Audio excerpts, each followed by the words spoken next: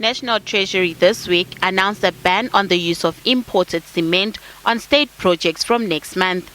It said in a statement that bidders for state projects will only have their offers considered if they agree to source all cement from local companies.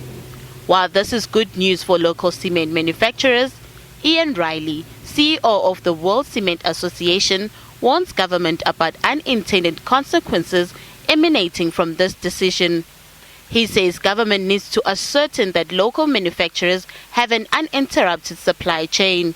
It's quite appropriate for governments to think about, for the essential products, do they have a resilient supply chain? And of course, concrete and cement are essential products wherever you have a growing economy or a growing population. It's really impossible to envisage urbanization without concrete.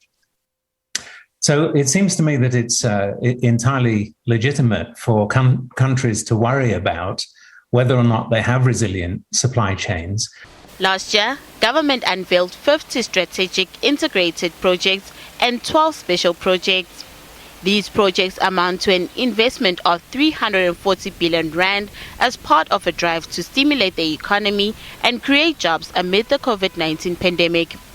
It announced a further 55 new projects that amount to 595 billion rand and an estimated 500,000 potential jobs.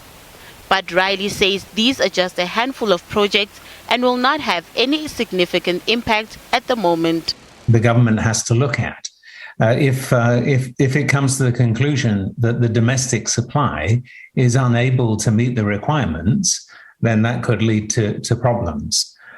So it's part of the planning that the government needs to undertake and to make sure that it has supply. Clearly, if it needs more than the domestic industry can supply, then cutting off international supply will hamper the development.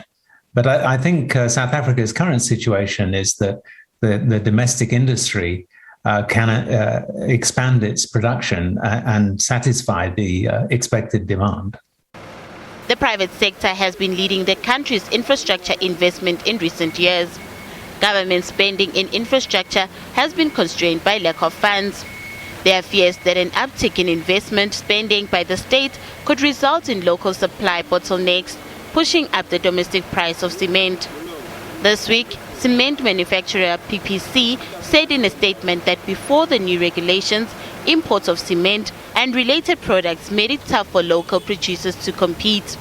The manufacturer says the new regulations will save the local industry, create jobs, and help grow the economy. Nothando Makutulela, SABC News, Johannesburg.